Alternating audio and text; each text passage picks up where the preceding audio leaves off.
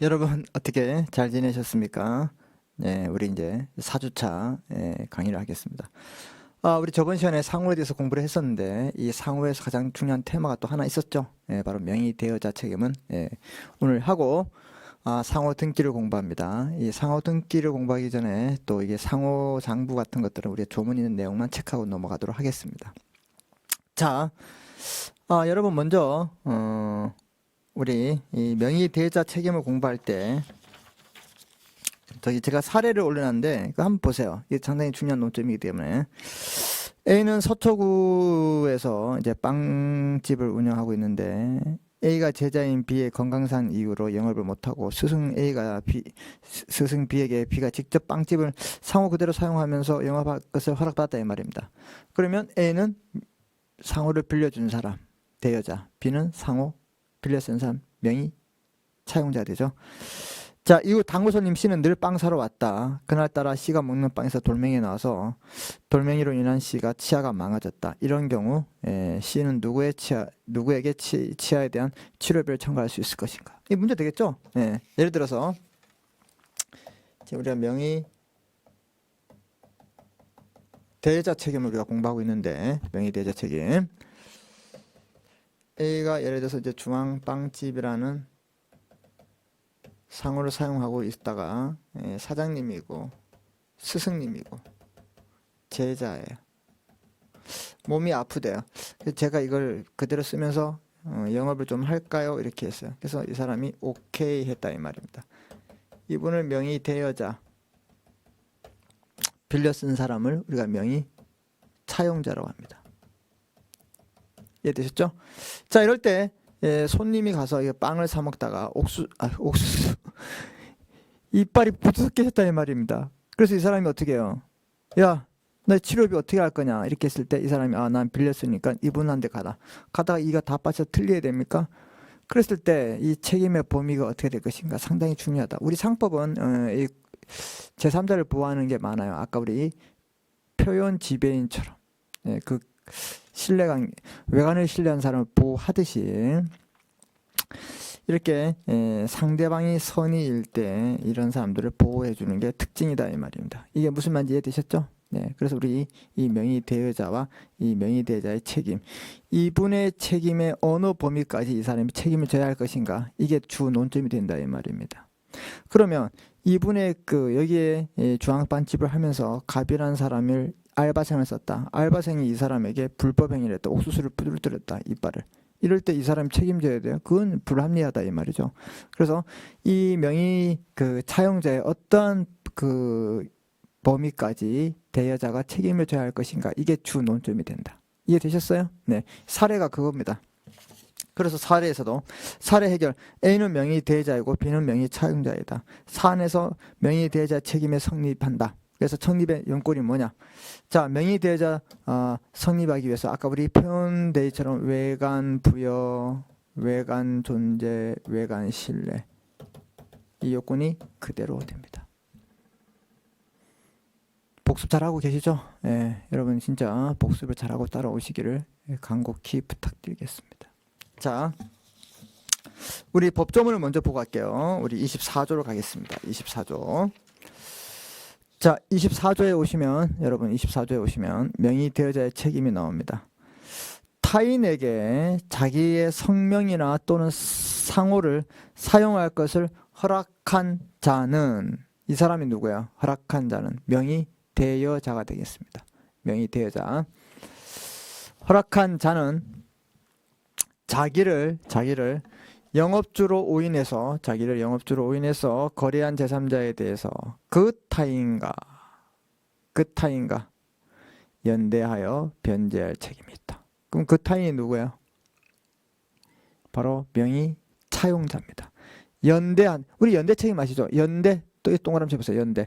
이때 연대는 우리가 부진정 연대 책임이에요.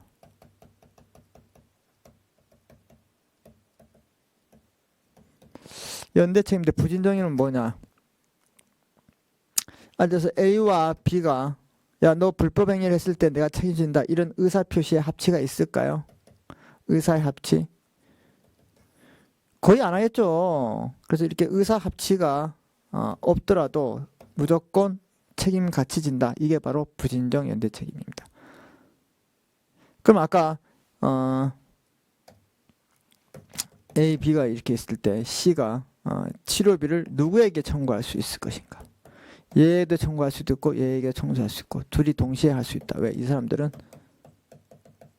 부진정 연대 책임을 지기 때문에. 이해됐습니까? 예, 중요합니다. 그래서 타인에게 자기 또는 생명, 상호를 사용해서 영업할 것을 허락한 자는 자기를 영업주로 오인해서 거래한 제3자에 대해서 C에 대해서 그 타인 B, 즉 차용자와 연대해서 변제할 책임이 있다. 그래서 변제할 책임이 있다. 그 명의 대여자 책임이다 이 말입니다. 그러면 여기에서 영업주로 오인하는데 여기서 가장 중요한 게 뭐냐? 이렇게 명의 대여자가 책임을 지기 위해서 필요한 요건이 뭐가 있고 이 효과는 뭐가 있을 것인가? 이걸 우리가 이제 앞으로 살펴본다. 이해됐습니까? 네, 좋아요. 자, 우리 여러분 우리 뭐 이 강의 자료가 뭐 얇고 뭐 이렇게 상당히 두껍습니다. 지적 수준은 그렇죠?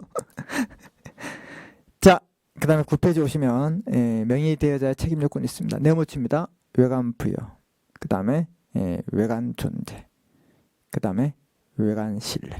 여기에 대해서 뭐 한다고요? 여러분들이 밑줄 칩니다. 자,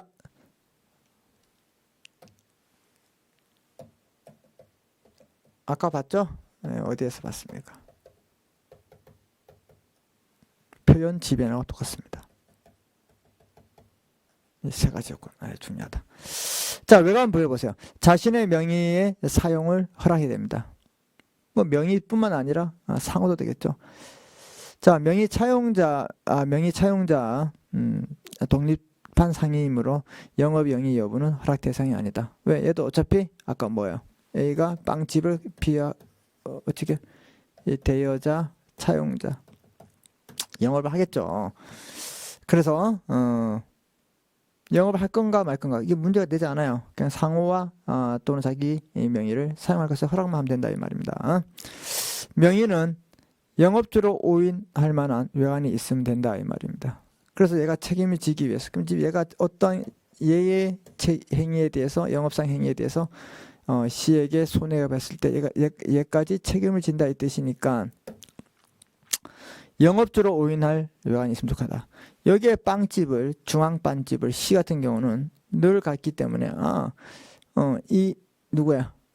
B를 누구로 알 수 있을까요? A로 알 수 있겠죠. 왜? 이 빵집의 이 상호를 신뢰했다 이 말이에요. 그래서 명의 대여자가 상호에 대해서 대리점을 붙인 경우에는 명의 대여자 책임을 안 진다. 그래서 A가 만약에 명의 대여자 책임을 안 진다면 아까 이렇게 했을 때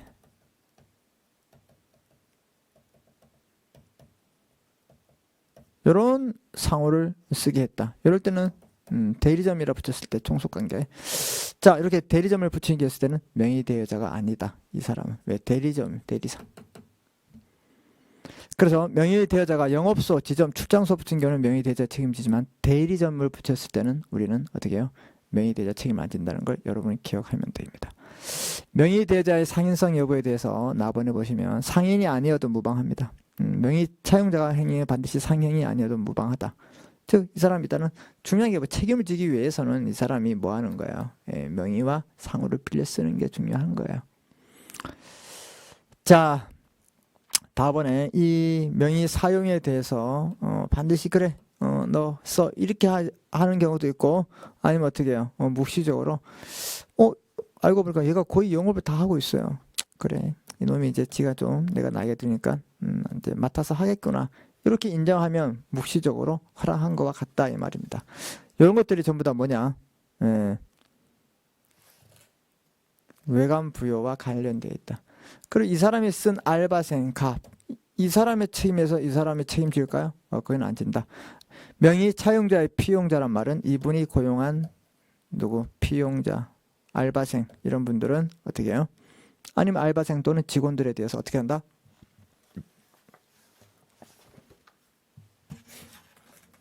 당연히 책임을 지지 않는다.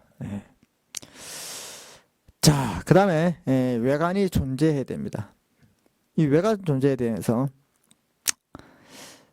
가번에 명의 대여자가 영업을 안 한 경우 명의 동일성이 존재해야 되고요. 영업을 한 경우에는 당연히 동일성이 되게도 있어야 된다. 그래서 영업을 하거나 안 하거나 무조건 동일성이 있어야 된다 이 말이죠. 외관의 실내를 보십시오. 외관 실내. 이 C 같은 경우는 이 외관을 신뢰해야 된다 이 말입니다. 당연하죠. 그래서 뭐 가실 유보에 따라서 막 학설이 있는데 이거는 여러분들이 그냥 한번 있다 이렇게 보시면 되고, 중요한 것은 A라는 분이 이 명의를 빌려줬을 때 이 대여자가 책임을 부담하기 위해서 명의자가 책임을 부담하기 위해서 필요한 요건들이 세 가지 있다. 외관 부여, 외관 존재, 외관 신뢰 이렇게 있다. 그리고 이분자에 대한 피용자에 대해서는 당연히 이분이 책임을 부담하지 않는다. 그리고 이 외관에 대해서, 상호에 대해서 이 대리점이라고 있을 때도 책임을 부담하지 않는다. 그래서 명의 대여자 책임이 부담되지 않는 경우에는 이 상호에, 외관이 아닌 상호에 대리점을 표시했을 때 이 사람 책임 부담하지 않고, 첫 번째 이 차용자의 피용자에 대한 행위에 대해서도 이 사람이 책임을 지지 않는다. 이런 것들을 여러분이 기억하셔야 됩니다. 아셨죠? 네. 잘 따라오고 계시나요, 여러분? 네, 잘 따라오고 계시고요. 자, 그래서 효과를 보겠습니다. 효과.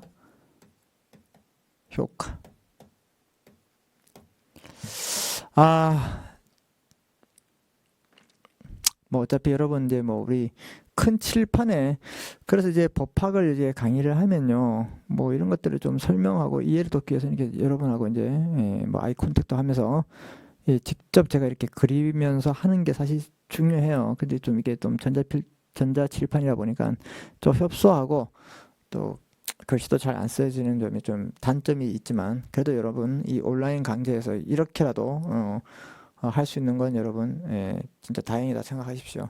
이렇게는 안 하고 제가 막 자료만 올리고 음성만 올리고 또 PPT 그냥 이렇게 자료를 요약해서 올리고 그냥 읽어주고 이렇게 할 수 있어요. 그런 그 수업 방식보다는 그래도 이렇게 제 얼굴도 보이고 제 목소리도 들리고 이렇게 제가 이렇게 전자필기를 하면서 하는 게 오히려 온라인 강의를 해서요, 또 어떻게 해요? 서로 또 실강의 느낌이 나지 않나 이런 생각도 하고 있습니다. 학교에서도 많은 노력을 하고 있고 저도 지금 부단히 노력을 하고 있습니다. 노력하고 있는 거 보이시죠, 여러분? 여러분이 보답하는 경우는 열심히 열공하는 것밖에 없습니다. 믿어 의심치 않습니다. 아셨죠, 여러분? 네. 자, 이렇게 명의 대여자 책임에 대해서 우리가 이제 지금 공부하는데 이 효과 보세요. 그래서 이런 요건들이 이 세 가지 요건이 구비되었을 때, 이분에 대한 그 효과는 어떻게 될 것인가 우리 한번 보겠습니다. 네. 자, 그래서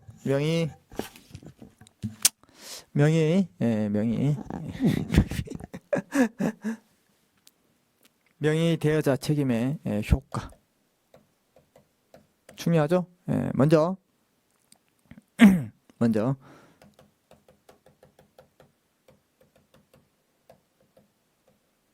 부진정 연대책입니다. 그래서 이 부진정이란 말은 당사자 사이에 어떤 의사표시의 합치가 없더라도 당연히 책임을 지는 거예요.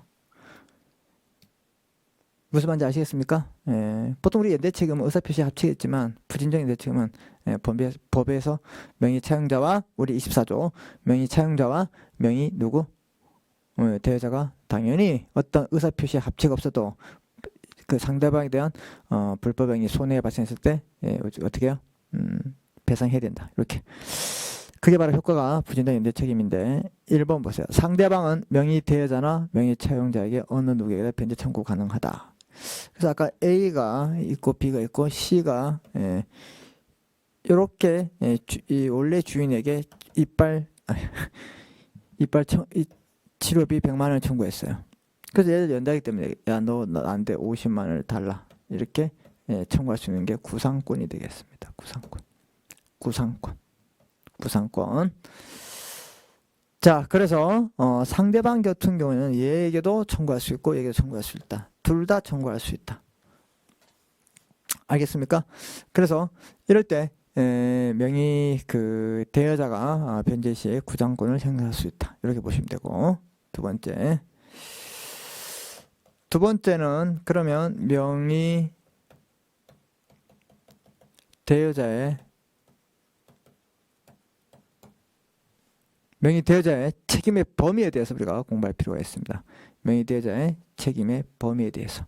자, 그래서 어떤 책임에 대해서 하냐? 우리 가번에 보시면 거래에 있어서의 책임, 반드시 영업상 거래. 아이고 죄송합니다.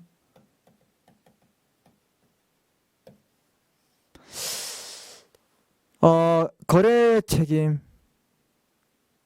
네. 영업에 관한 책임을 아까 부담했어요. 아까 우리 고객이 와서 이제 그 빵 사고 가지고 있을 때 우리가 뭐 이빨이 다쳤다 이랬을 때 이런 것들, 그 거래와 영업에 관련된 것. 두 번째, 불법행위. 차용자가 갑자기 C가 들어오니까 보기 싫어가지고 너 왜 들어왔어? 무단히 때려버렸다. 그냥 콱 때렸다. 이런 불법행위까지 명의 대여자가 책임지는 것은 불합리하다. 그래서 책임이 없다. 어음행위. 우리 어음행위는 우리가 민법의 법률행위와 같습니다. 그래서 우리가 예를 들어서 뭐가 있냐, 발행하거나 어음을 발행한다, 뭐 배서하거나 등등등. 이런 어음을 발행했다. 그 누구 명의로? 그다음에 그 상호를 가지고 그 상호. 아까 뭐 주황빵집 상호로 뭐 발행했다. 이걸 발행했을 때 여기에 문제가 생겼다. 그럼 책임을 질 것인가? 당연히 집니다. 여기는. 알았죠? 그 다음 우리 민법 756조에 사용자 책임이 있어요. 그래서 아까 A와 B가 있지만 비록 수선과 제자사이지만 상호를 빌렸었더라도 얘는 사용자, 얘는 피용자로 봤다. 직원으로 봤다. 이럴 때 C에게 책임을 줄 것인가? 이렇게 쓰면 당연히 집니다. 이해됐습니까? 그래서 명의체계자의 책임 범위에 대해서는 여러분 이 거래 행위는 당연히 책임지고 어음행위와 사용자 책임 관계에 있을 때는 책임지지만 불법 행위에 대해서는 책임지지 않는다. 정리해 볼까요? 그러면 명의 대여자 책임을 지지 않는 경우 세 가지를 한번 해보세요. 첫 번째 뭐 대리점이라고 붙였을 때 책임 안 진다. 그 다음에 차용자의 피용자가 한 일에 대해서는 책임 안 진다. 이 중요합니다. 명의 대여자가 책임지지 않는 것. 그 다음 뭐예요? 차용자의 불법 행위에 대해서는 책임지지 않는다. 요거 반드시 기억하시기 바랍니다. 이해되셨죠? 이런 것들은 명의 대여자가 책임을 부담하지 않는 경우, 요 세 가지 경우. 이해되셨어요? 네, 이렇게 하면 우리가 상호를 깔끔하게 정리할 수 있습니다. 이해되셨죠? 네, 좋습니다.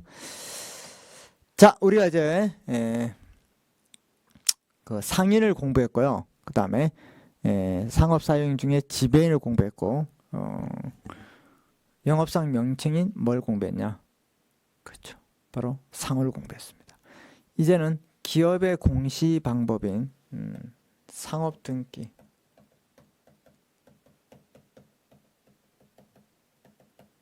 기업의 공적인 방법에서 알리는 방법, 이 상호에 대해서 공부를 했는데, 이 상업 등기에서 중요한 건 여러분 바로 37조와 우리 39조를 우리가 한번 알 필요가 있습니다.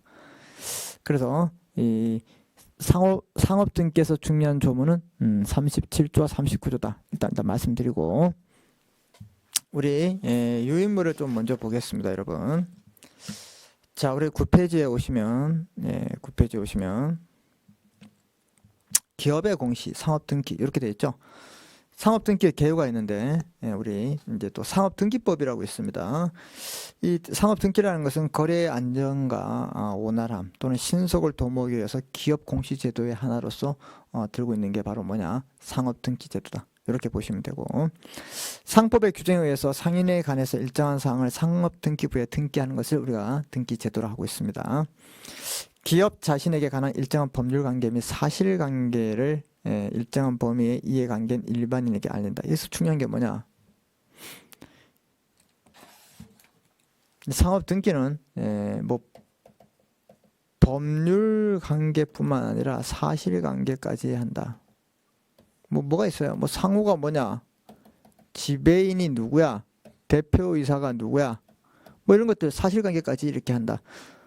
우리 민법에서는 법률관계를 중요시하죠. 소유권이 누가 있느냐 뭐 이런 거 하지만 우리 상업등기에서는 이런 사실관계를 중심으로 하고 있다. 이런 것들이 특징이 된다. 여러분이 기억하시면 되겠습니다.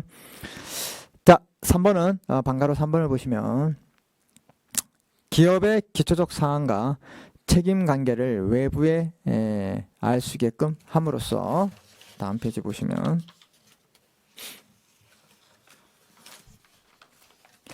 기업의 신용 유지 및 이해관계인의 보호와 거래를 안전을 도모할 수 있는 게 특징이 되겠습니다. 뭐 이런 것들 우리가 상식적으로 우리가 알 수 있고, 자, 이 상업등기는 사실관계를 기재합니다. 중요합니다. 사실관계. 법률관계보다는 사실관계. 이게 특징이 되겠습니다. 사실관계. 그 다음에 보시면 소상인에게 적용되지 않는다. 그 다음에 협동조합 상호보험에서 얘들 아까 배웠지만 상호에서 배웠지만 회사가 아니기 때문에 상호가 아니고, 그 다음에 상호가 아니기 때문에 또 상법상 회사가 아니기 때문에 상업등기를 할 수 없다. 이건 뭐 기본 상식입니다.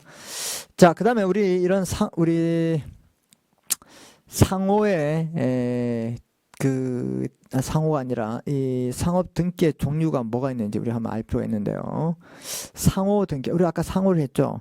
그 다음에 무능력자에 대해서 등기, 이런 건 우리가 상인에서 배웠어요. 법정 대리인에 대한 등기도 배웠고, 그 다음에 지배인에 대한 등기도 배웁니다. 우리도 이 조합이 있는데 뭐 익명조합, 합자조합이 있습니다. 우리 LP라 그러죠. 자, 그래서 이런 합자조합 등기, 그 다음에 한명회사 등기, 주식회사, 그 다음에 유한책임회사, 한명합자, 유한책임회사, 주식 유한회사, 이렇게 주식회사를 포함한 상법상 회사 5개, 그 다음에 합자조합 6개, 지배인 7, 법정 미성년자 8, 9, 상호등기 10, 그 다음에 외국회사, 이렇게 종류가 총 몇 가지 있다? 상업등기의 종류는 11종이 있다. 뭐 기본 상식적으로 여러분이 좀 알 필요가 있다 이 말입니다. 어렵지 않잖아요. 뭐가 있다? 뭐가 있다? 그게 바로 11가지가 있는 걸 여러분들이 좀 알 필요 있다. 이렇게 보시면 되겠습니다. 자, 그 다음에 여러분이 좀 알 필요 있는 게 뭐냐면 상업등기의 절차를 어떻게 하냐. 우리가 뭐 민법에서도 등기, 소유권 등기나 그러면 각종의 뭐 전세권 등기, 이런 등기가 있죠. 이 등기는 반드시 신청에 의해서 합니다. 신청. 그래서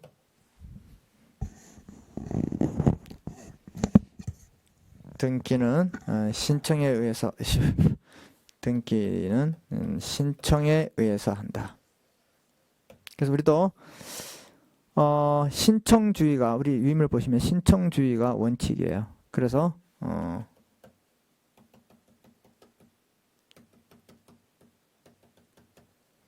당사자가 신청하는 게 원칙이다. 그러니까 예외적으로 법원이 알아서 하는 거예요. 법원이 촉탁하거나 아니면 직권 스스로 알아서 하는 경우인데 보통은 당사자가 신청해야지만 등기가 진행된다. 이렇게 보시면 됩니다. 그럼 이렇게 신청이 됐을 때 심사를 한다 이 말입니다. 심사가 끝나면 어떻게 돼요? 우리는 등기가 완료가 되는 거죠. 그 심사의 방법은 2가지 방법이 있습니다. 형식적 심사주의가 있고 실질적 심사주의가 있습니다. 형식적, 실질적. 아, 우리 민법에는요, 이 등기가 민법에 말하는 등기, 뭐 소유권 등기했을 때 그 등기를 믿은 사람은 보호되지 않습니다. 이 공신력이 없어요. 공신력이.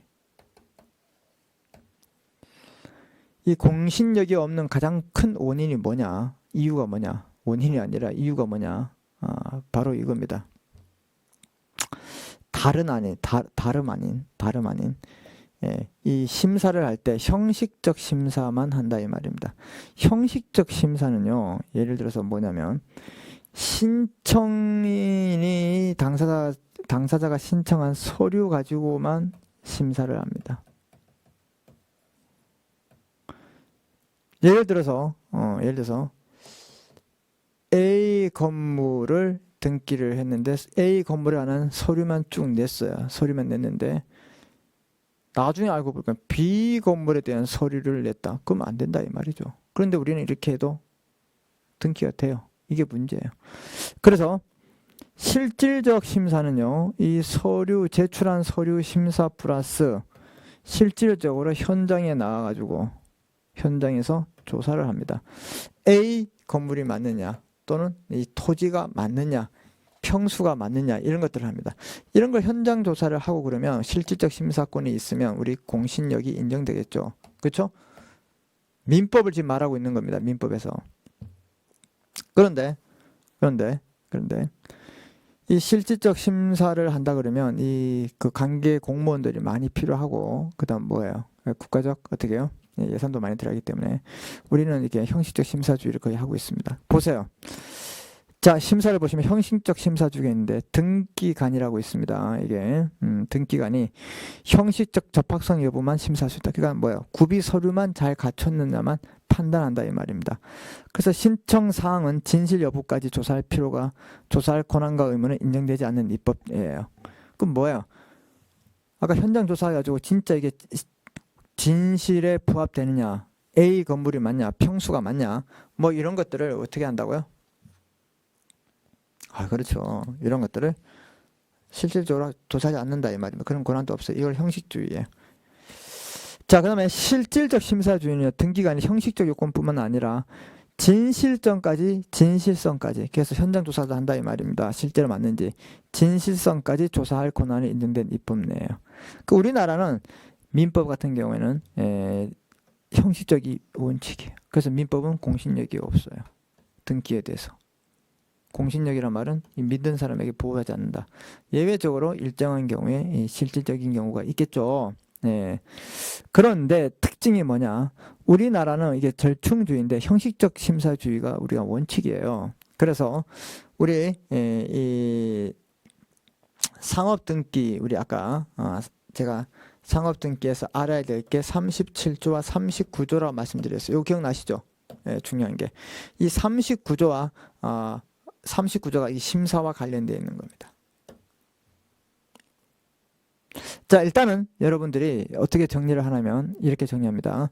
등기를 하기 위해서 신청을 하는데 당사자가 한다. 예외적으로 법원이 알아서 할 수 있다. 촉탁과 직권으로 한다. 그러면 이 신청된 걸 심사를 하는데 형식적 심사는 서류만 심사하면 되는데 그러면 진실성까지 담보할 수 없다. 그럼 실질적 심사권은 서류 심사뿐만 아니라 뭐 현장 조사, 진실성까지 조사를 한다. 이렇게 했을 때 우리가 공신력을 인정할 것인가 말 것인가 문제되는데 민법은 우리는 형식적 심사주의이기 때문에 공신력을 인정하지 않는다. 이런 심사 끝나면 등기가 된다. 이해되셨죠? 이렇게. 그래서 이 심사와 관련된 게 이게 보시면 이제 심사와 관련된 게 심사와 실질적 형식적 심사. 그 민법에서는 이 공신력을 인정하지 않는다. 왜? 형식적 심사권만 인정하기 때문에. 자, 우리나라 상법의 등기는요. 이 공신력을 제한적 공신력을 인정합니다. 이게 바로 39조예요. 부실 등기에 대해서 이 부실 등기를 믿은 사람을 보호한다 이 말입니다. 예를 들어서 지배인을 갑이라고 해야 되는데 실수로 갑다시로 했다 이 말입니다. 등기가 이렇게 되어 있어요. 그럼 이걸 믿은 사람은 보호해야 돼요? 이거 믿은 만큼만 보호한다 이 말입니다. 민법에서는 이런 걸 보호해야 하나요? 절대로 안 하는 게 특징이다 이 말입니다. 이해되셨습니까 여러분? 예. 이게 중요한 내용이 되는 거예요. 몇 조? 39조. 그래서 부실 등기가 있으면 그 부실 등기에 대해서 제한적으로 공신력을 인정한다. 이게 바로 39조가 된다. 이해되셨어요? 네. 자, 그 다음에 이제 중요한 37조에 대해서 우리가 공부할 때 37조 등기의 효력을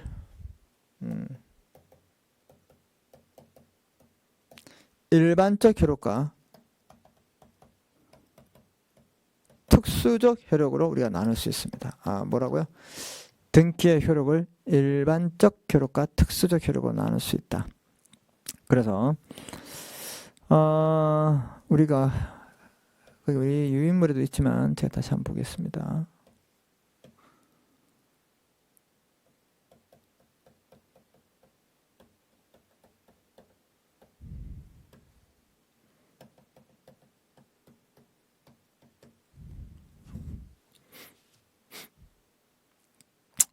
이 일반적 효력을 우리가 뭐라 그러냐, 이 제3자에게 효과를 주장할 수 있느냐, 대항력이 인정되느냐 여부를 우리가 바로 일반적 효력이라 합니다.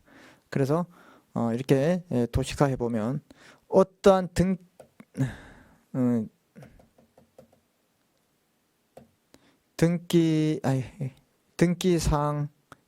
어떠한 사항에 등기가 되기 전, 등기된 후, 그래서 어떠한 내용을 우리가 만약에 갑이라는 사람을 지배인으로 우리가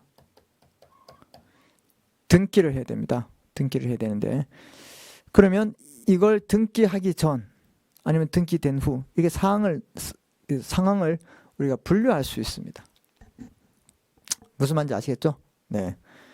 그러면 등기 전이란 말은 아직 갑을 지배인으로 등기하지 않았다. 등기 후란 말은 갑을 지배인으로 뭐 했다? 등기했다. 이해됐습니까? 네. 자, 그러면 제3자가 이 선이, 즉 그러한 사정을 모르는 사람, 등기가 되기 전에는 이 갑이라는 사람이 지배인인지 알아요? 몰라요? 모르죠. 그래서 이때는 어떻게 되는 거예요? 이 사람에게 대항할 수 있을까요? 그런 사항을 모르는 사람이 당연히 대항하지 못하죠. 너 왜 갑을 왜 지배인을 몰랐어? 이런 말 해요? 등기가 안 돼 있는데, 아무것도 없는데. 그래서 또 아직 이 사람들이 갑을 지배인으로 돼 있는데 등기를 안 했구나. 이런 걸 아시는 분에게 대항할 수 있을까요? 없을까요? 너 알고 있었잖아요. 저번에 말했잖아. 이렇게 해서 대항할 수 있을까요? 없을까요? 이래도 대항할 수 없다 이 말입니다. 왜? 아직까지 등기가 된 사항이 없기 때문에. 이해됐습니까? 예. 자, 그 다음에 등기가 된 후에 이런 지배인이 갑이란 사실을 몰랐다. 그런 얘기를 할 수 있을까 없을까요? 게으른 거예요. 이럴 때 대항할 수 있습니다. 그 다음 그런 사실을 뭐예요? 등기에 돼 있는 사실을 알고 있으면서 이 사람은 일부러 안 봤다. 당연히 대항할 수 있겠죠. 이해됐습니까? 근데 중요한 것은 이 사람이 알지 못해요. 등기에 돼 있는 사실을 알지 못해. 일부러 알지 못하는 게 아니라, 중요합니다. 정당한 사유로 알지 못해요. 즉 천재지변, 지진이 나가지고 등기소에 그 등기를 열람할 수가 없어요. 이럴 땐 어떻게 해요? 아무리 등기가 되어 있더라도 그 사람은 열람할 수가 없잖아요. 이럴 때는 대항할 수 없는 게 특칙이다. 이걸 기억하시다. 이해됐습니까? 네. 자, 그래서 그런 내용들이 우리가 이제 등기의 일반적 효력이고, 요것들이 바로 요 내용이 바로 37조에 나와 있는 내용을 정리하면 바로 이렇게 도표가 되겠습니다. 우리 유인물에도 나와 있으니까 여러분이 잘 이해하시고 따라오시면 되겠습니다. 무슨 말인지 아시겠죠? 네. 여러분 어떻게 이렇게 뭐 잘 따라오 있을 거라고 제가 분명히 믿고 있습니다. 자, 그 다음에 여러분들이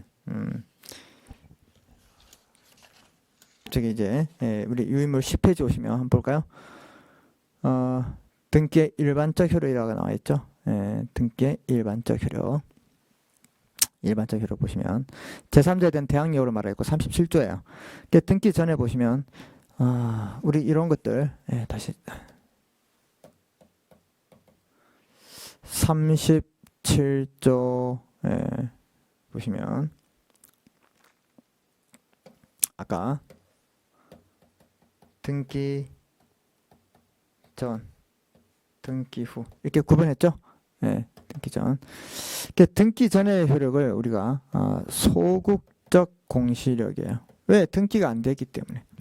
얘들은 적극적 공시력이에요. 등기되기 때문에 니들이 다 알아서 보라 입니다. 안 봤을 때는 됐는데 너네가 몰랐다 했을 때 그런 사정 몰랐다 게으르던 거다. 천재지변이 아닌 이상. 자, 그래서 등기 전에는 소극적 공시력으로서 등기할 사항, 절대적 사항이든 상대적 등기 사항이든 등기 전에는 선의의 제3자에게 대항하지 못한다 이 말입니다. 무슨 말인지 아시겠죠? 우리 밑에 표시를 보시면 그럼 반대로 등기 전에 악의 제3자에게 대항할 수 있을까 없을까? 악의 제3자에게도 대항하지 못합니다. 왜? 등기된 사실이 없기 때문에. 사실 존재 주장 못한다 이 말입니다. 왜? 여기에서 중요한 내용이 여러분들 꼭 아셔야 되는데 바로 선의예요. 선의가 아까 좀 뭐 단지 보세요. 문제된 등기될 사항이 존재하는지 여부를 알지 못하는 것. 즉 존재하는지 갑이란 지배인이 지금 왜요? 등기가 돼야 되는데 아직 지배권이 확실히 없어요. 이런 등기된 사항이 존재하는지 여부를 알지 못한 이런 거지. 등기 자체가 되어 있다 안 됐다 이거는 선의에 포함되지 않는다 이 말입니다. 이걸 반드시 기억하십시오. 자, 그럼 선의는 언제 판단할 것인가? 거래할 때 입증 책임은 제3자가 악의를 주장하는 자가 제3자가 악의를 주장하는 자 이 사람들이 부담하게 되겠죠. 그래서 이 등기전은 우리 아까 보았던 것처럼 바로 31조 1항이 되겠습니다. 그 다음에 등기 후의 효력은요. 등기 후의 효력은 우리 유인물 10페이지를 보시면 적극적 공시력이요. 이게 무슨 말인가? 바로 등기가 되어 있다. 등기 사항에 대해서 등기한 후 선의의 제3자에게 대항 가능합니다. 그렇죠? 지가 안 본 거예요. 본인이 안 본 거예요. 등기 후에는 제3자가 정당한 사유를 알지 못한 경우 등기에서도 대항하지 못한다. 이 정당한 사유가 과연 무엇인가? 이게 중요하다 이 말이죠. 그래서 적극적 공시력에 대해서 37조 2항인데 이런 정당한 사유가 뭔지를 우리가 알아야 된다 이 말이죠. 그 정당한 사유는 객관적 사유를 말하고 있어요. 천재지변으로 열람이 불가능한 경우. 그래서 뭐 지진이 났는데 그 등기소에 있는 전산 시스템이 마비가 됐다. 이러면 어차피 등기가 됐어도 갑이 지배인으로 돼 있다는 걸 알 수 있을까 모를까요? 당연히 모르죠. 이럴 때는 어떻게 대항하지 못한다. 왜 너 몰랐어? 이런 말 못한다 이 말입니다. 악의는 당연히 대항할 수 있겠죠. 주관적인 사유에 의해서 뭐 배가 아파서 잠깐 입원해가지고 그 다음에 자기 배가 아프면 대리인을 주든가 자기 다른 사람 시키면 되잖아요. 왜? 아니면 요즘 스마트폰으로 볼 수 있기 때문에. 그 다음에 해외여행 가지고 바빠서 못 봤다. 게으른 겁니다. 우리 뭐 법률에 부지 무지 나 이거 몰랐는데요. 법원에 가가지고 재판하는데 나 이거 몰랐습니다. 통해요? 모르면 변호사를 쓰다 이 말이죠. 그래서 권리 위에 잠자는 사람은 보육받지 못하고 이 법률의 무지도 어떻게 해요? 본인이 알아서 하는 거지 이 국가가 일일이 책임지고 그렇게 하지는 않는다 이 뜻입니다. 여러분 무슨 말인지 이해되셨어요? 네. 그래서 이런 내용들이 상당히 중요합니다. 그래서 아까 심사할 때 우리 실질적 심사가 있고 없고에 대해서 공신력의 인정 여부가 민법에서 중요하고 우리 상법에서는 인정하지 않더라도 우리는 제한적으로 준다. 이게 중요하고 그 다음에 등기의 효력에 대해서 우리가 일반적 효력이 있는데 등기 전후에 대항할 수 있냐. 대항력이다. 제3자에게 대항할 수 있는 대항력이다. 요 대항력. 그 등기된 후, 전후. 알았을 때와 몰랐을 때, 그 선의와 악의. 이 알았을 때가 등기 자체 여부가 되느냐, 이게 아니라 등기될 사실이 존재하느냐, 아니냐, 요 사실이다. 그걸 여러분이 꼭 기억하시면 되겠습니다. 자, 우리 잠깐 쉬었다가 계속 내용들을 이어가도록 하겠습니다. 아셨죠? 네.